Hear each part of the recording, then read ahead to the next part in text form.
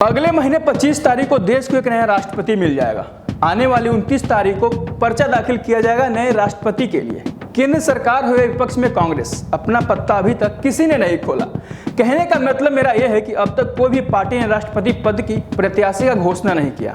आज हम आपको बताएंगे राष्ट्रपति से जुड़े कुछ अनसुने और दमदार किस्से, जिससे आज से पहले आपने नहीं सुना होगा।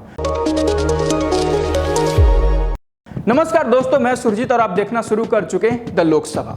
जैसा कि मैंने आपको पहले ही बताया कि आज हम बात करेंगे 5 ऐसे दमदार राष्ट्रपति की जिन्होंने अपने फैसले से सरकार को पीछे हटने पर मजबूर किया और चेताया भी कि सरकार अपनी मनमानी नहीं कर सकती राष्ट्रपति के रहते हुए। 1951 में संसद में हिंदू कोड बिल पेश किया जाना था। इस बिल के जरिए हिंदुओं के लिए विवाह, विरासत जैसे मामलों पर कानून बनाना था। बिल को सदन में पेश किए जाने से पहले डॉक्टर राजेंद्र प्रसाद पंडित जवाहरलाल नेहरू को खत लिखा। खत पर मजमून बस इतना था कि बिल को अपनी सहमति देने से पहले उसकी अच्छाई बुराई की जांच करना उनका अधिकार है। इस खत के जवाब में नेहरू ने सदन और सरकार के फैसले को चुनौती देने को लेकर राष्ट्रपति के अधिकार पर सवाल उठाए।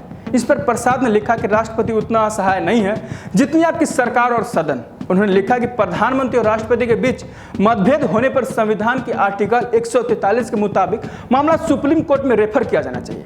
नेहरू और राजेंद्र प्रसाद के बीच टकराव को कई और मौकों पर भी देखने को मिला। पहला मौका तब था जब सरदार वल्लभ भाई पटेल के अंतिम संस्कार में शामिल हुए थे, तो दूसरा मौका सोमनाथ मंदिर के उद्घाटन में शामिल होने को लेकर था। नेहरू का कहना था कि पंथ निरपेक्ष देश के मुखिया को सार्वजनिक तौर पर अपने धार्मिक रुझानों को प्रकट नहीं करना चाहिए। इस पर राजेंद्र प्रसाद ने कहा था कि सोमनाथ आक्रांताओं के सामने राष्ट्रीय विरोध का प्रतीक है।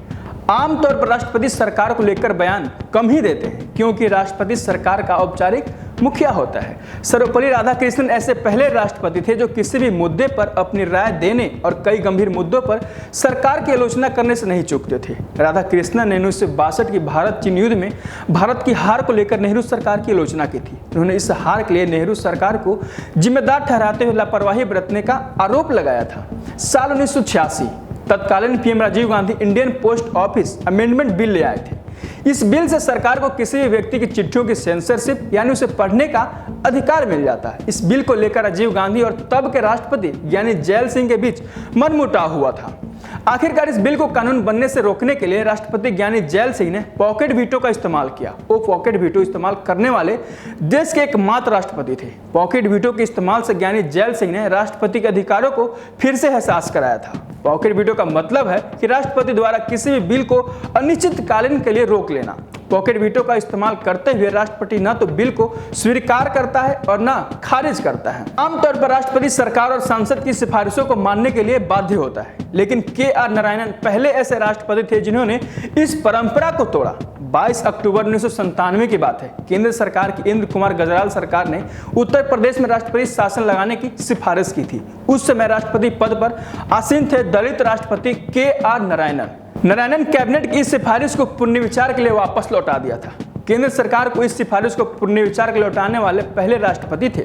इसके बाद 25 सितंबर 1998 को नारायणन ने अटल बिहारी वाजपेयी सरकार की बिहार में राष्ट्रपति शासन लगाने की सिफारिश को भी वापस लौटाया। यही नहीं, 2002 के गुजरात दंगे को लेकर उन्होंने तत्कालीन प्रधानमंत्री अटल बिहारी वाजपेयी को भी खत लिखा था। प्रणब मुखर्जी देश के सबसे सख्त राष्ट्रपतियों में से एक गिना जाता है, जिन्होंने 2016 में विवादित गुजरात एंटी टेरर बिल को पुनर्विचार के लिए लौटा दिया था। ये बिल तब से लटका था जब 2004 में नरेंद्र मोदी की सरकार गुजरात के सीएम थे।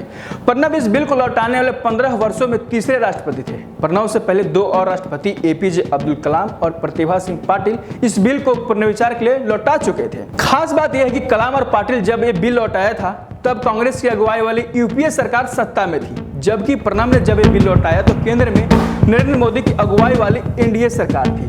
इस बिल में सबसे ज्यादा विवाद उस प्रोविजन को लेकर हुआ जिसमें किसी आरोपी को मोबाइल कॉल को इंटरसेप्ट करके उसे कोर्ट के सामने सबूत के रूप में स्वीकार करने के लिए बात कही गई थी। दिलचस्प बात यह भी है कि इसी बिल को 2019 में राष्ट्रपति रामनाथ कोविंद ने अपनी मंजूरी दे दी थी। ये देखना रोमांचक होगा कि देश का अगला महामहिम कौन होता है और कैसा होता है, सरकार के नीतियों में हाँ मिलाने वाला या जो उसका गलत है उसका विरोध करने वाला। बाकी ऐसे ही देश दुनिया से जुड़े राजनीतिक खबरों के लिए बने रहिए हमारे साथ और देखते रहिए द लोकसभा।